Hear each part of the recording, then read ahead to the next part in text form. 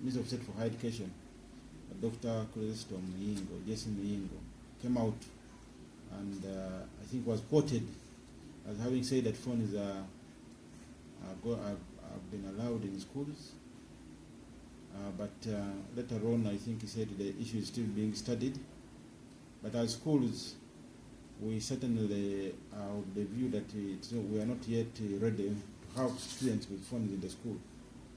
Not just because not all students can afford, but these phones are a big detractor to these students. These teenagers cannot have phones and settle in class. They certainly will be tempted to go on social media sites, Facebook, WhatsApp, and so on, for entertainment purposes. They are at a stage where they like music, they like movies, they like all kinds of things that are on the social media. So for you to expect them to use the phones for academic purposes is expecting too much.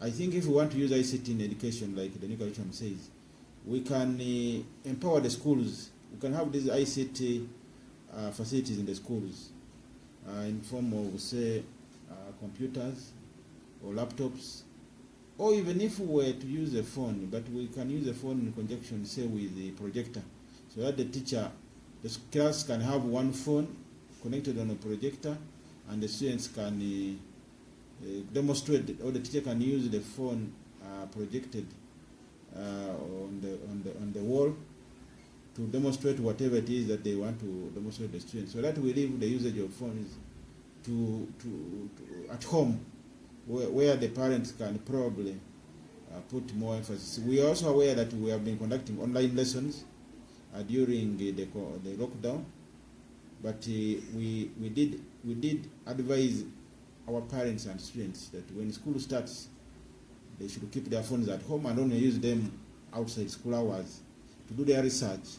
But we are not yet at a level, or the government can come up with a program or project where we can have special tablets, like some countries have done, tablets which are meant for academic purposes only, where some applications are deactivated, so that you have applications that are only relevant to education, and then these can be subsidized.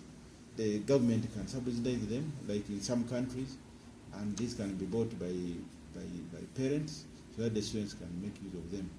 But otherwise, we think that phones are not yet, because even elderly people, even amongst the older people, phones are a distractor. You find somebody attending a workshop who is on the phone.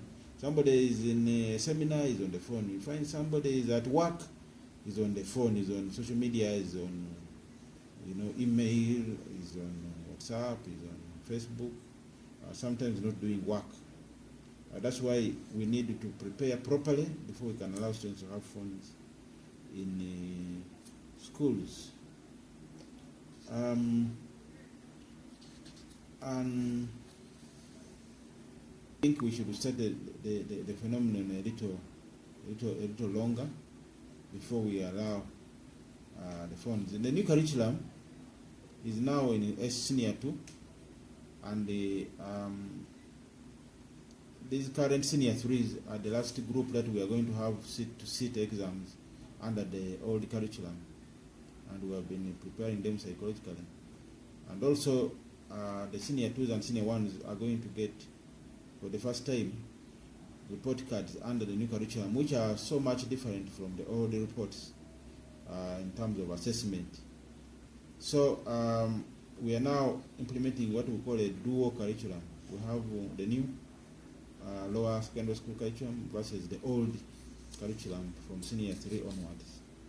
So we think our teachers are prepared, and they will assess the students. And these marks are supposed to be kept for future use in UNEB, because UNEB will require a certain percentage of marks, coursework marks, that are kept by the schools. So we are ready and we are implementing.